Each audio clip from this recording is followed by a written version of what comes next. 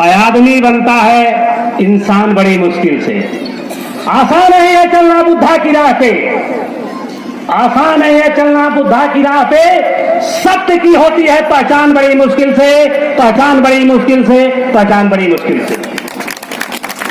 दूसरी बात, यह विषय बिंदु आया है और आदेश है कि राजनीति की बात मत कीजिए, लेकिन मैं बुद्ध को राजनीतिज्ञ, साइंटिस्ट, शास्त्र, अगर जहां अम्बेडकर हो, बुद्ध, अशोक हो, वहां राजनीति नहीं हो, ऐसा मैं मान नहीं सकता। इसलिए कि इतिहास पढ़ लिया जाए। और लोग चिल्ला रहे हैं कि इतिहास गवाह है। अरे मैं कहता हूं शिलालेख गवाह है, स्तंभ लेख गवाह है, गुहा लेख गवाह है। आज भी बुद्धत्व की संगीत अजंता में सुनाई दे रही है। नेपाल के क्षमावती नगर लुम्बिनी में बुद्धत्व की धारा बह रही है। सारनाथ, गया, साची और श्रावस्ती में बुद्ध ही बुद्ध, अशोक ही अशोक है। तथागत की बात आती है, पहले जानो कि तथागत क्या है। सारे तथ्यों से जो अवगत हो जाता है, ब्रह्मांड के कण को जो जान लेता है, उसको तथागत कहा जाता है। ये तथागत की डिग्री है। तीसरी बात, भारत को जान लो। यह लिखा गया है कि भारत की दशा, तो भारत क्या है?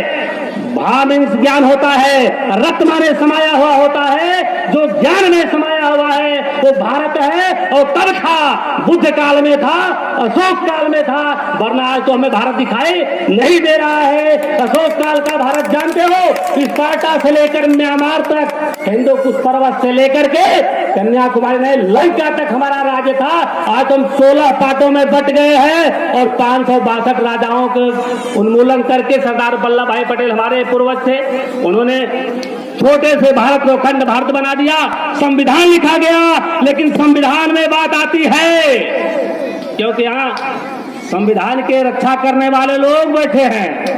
संविधान में बात आती है, प्रस्तावना नहीं पढ़े हैं क्या कि हम भारत के लोग भारत को संपूर्ण प्रभुत्व संपन्न समाजवादी धर्मनिरपेक्ष राष्ट्र बनाने के लिए, जिसमें भारत के हर एक नागरिक को गरिमा, गौरव, न्याय, बंधुत्व, भाईचारा, राजनैतिक, आर्थिक, सामाजिक स्वतंत्रता के लिए समता का अवसर प्रदान हो। हमें मालूम पड़ता है कि सदन में जाकर मेरे लोग जाते हैं, लेकिन संविधान की प्रस्तावना नहीं पढ़ते हैं, केवल विधानसभा में बैठकर चले आते हैं, चले जाते हैं।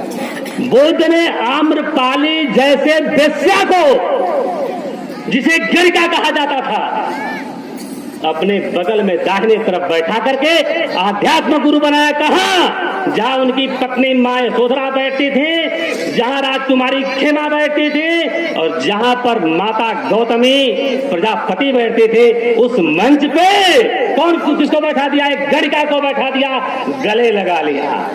इतने नहीं, जहां राजकुमार परिवार के बैठते थे, उस जगह सुनीत भंगी, उपाली नाई, सोपार चंडाल को बैठा ले।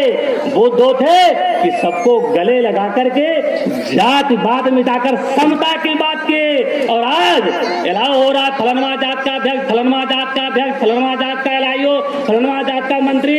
हम जात में बांटे जा रहे हैं और बुद्ध महोत्सव में आते हैं। जो लोग जात में बांटते हैं, उसे लोग बुद्ध महोत्सव में न आए, तो मेरा निवेदन है कि अच्छा होगा नहीं जाकर मेरी बात को सदन में उठा दें मंत्री जी, कि जातियों में बांटने का काम न किया जाए। अगर जो लोग बुद्ध की बात करते हैं तो बुद्ध की बात करें, हम उनके साथ हैं, रहे हैं और रहेंगे। लेकिन बुद्ध से अगर कोई खिलवाड़ करता है तो हमें भी संविधान जलाने की बात याद है। अरे क्रांति तो प्रतिक्रांति होती है। 25 दिसंबर 1927 बाबा साहब ने किताब लिखा है, क्रांति प्रतिक्रांति। उन्होंने मजनू सिद्दी को जलवा दिया, एक क्रांति प्रतिक्रांति थी। अभी मंत्री जी ने कहा कि 563 में कितना अच्छा रहा होगा। अरे 563 में नारियों की दशा खराब थी, लोग शराब जुए में परेशान थे, बलात्कार हो रहा था, झूठ बोल रहे थे, मारे काटे जा रहे थे। तब जाकर बुद्ध का हृदय विदीर्ण हुआ और बुद्ध ने सोचा कि इसको कैसे संभाला जाए। तब बुद्ध ने ज्ञान प्राप्त किया और उन्होंने देखा कि सभ्य लोगों दहो, सभ्य लोगों पकंपितम, सारा ब्रह्मांड जल रहा है, सारा ब्रह्मांड कांप रहा है दोस्तों।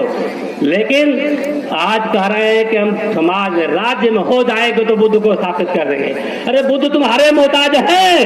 अशोक जैसा राजा जिसे एचजी वेल्स लिखते हैं कि आज तक विश्व की धरा पर अशोक जैसा राजा न पैदा हुआ है न पैदा होने की कोई गुंजाइश है। दोस्तों, अशोक काल मैं नहीं कर रहा हूं, पटना यूनिवर्सिटी के डॉक्टर रमेश सेन नोबेल पुरस्कार विजेता कहते हैं कि अशोक के राज्य में जब अशोक का राज्य था तो दुनिया में भारत का 30% निवेश था और आज दुनिया का भारत पर 30% निवेश है।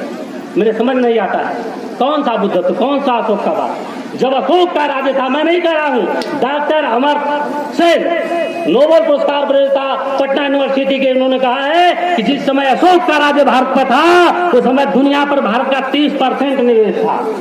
डॉक्टर आल्तेकर कांची हिंदू विश्वविद्यालय समाज सेवी, उन्होंने स्पष्ट लिखा है कि जिस समय अशोक का राज था भारत में 98% लोग सुखी थे, 2% क्राइम था। लेकिन आज तो मैं देख रहा हूं कि आल्तेकर के अनुसार लिखते हैं, मैं नहीं कह रहा हूं, डॉक्टर आल्तेकर कह रहे हैं कि भारत में 98% क्राइम है। सोच लो अशोक शासन से शासन में कितना अंतर है, 2%, 98%। इतने नहीं, कोरिया का इतिहास में अध्ययन कर रहा था, कोरिया के इतिहास के अध्ययन मैंने पाया कि महाराज अशोक ने 3 लाख सोने की मुद्राएं कोरिया को दी थी, जो आज कोरिया अपने पास रखा है, टेक्नोलॉजी में सबसे आगे है। बुद्ध का भारत चाहते हो, अशोक का भारत चाहते हो, अम्बेडकर, फूले, पेरियार, बाबा साहब का भारत चाहते हो तो कुर्बानी देनी पड़ेगी दोस्तों।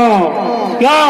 अरे जिस चमन को जलाया सितमगर तूने, जिस चमन को जलाया सितमगर तूने, उस चमन में भी अंकुर निकलने लगे हैं। हर कली फूल बनकर सवालों पर है, किस पर चढ़ना है अब मचलने लगे हैं।